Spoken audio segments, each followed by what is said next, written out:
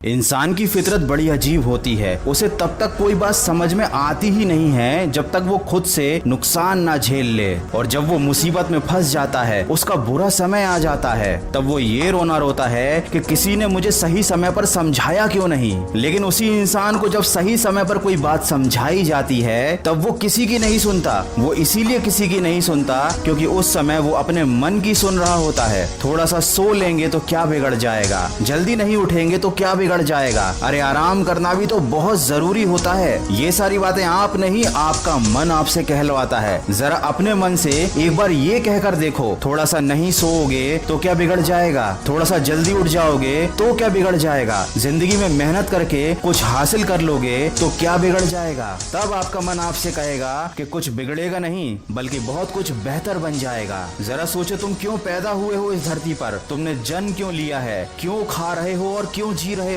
अगर अपनी जिंदगी बिना किसी लक्ष्य के, बिना किसी जोश के जी रहे हो तो याद रखो, ऐसा तो जानवर भी करते हैं, लेकिन शायद वो तुमसे बेहतर हैं क्योंकि उनके पास एक लक्ष्य है कि उन्हें अपना पेट भरना है। लेकिन क्या मनुष्य और जानवर में कोई फर्क नहीं होता? या मनुष्य बस इतना ही कर सकता है कि दिन भर बैठकर मोबाइल में अपना समय गंवाता रहे, दिन भर फालतू के गेम्स खेलता रहे और बाकी बचे समय में सोता रहे, हर चीज के लिए दूसरों को दुहाई देता रहे। एजुकेशन सिस्टम खराब है, जॉब नहीं मिलती, पैसा कमाना मुश्किल हो गया है, लॉकडाउन की वजह से कुछ नहीं कर पा रहा। याद रखो, इसी खराब एजुकेशन सिस्टम में कई लोगों ने पढ़ाई करके अपना जीवन बना लिया, अपने माँ बाप को गर्व महसूस करवा दिया।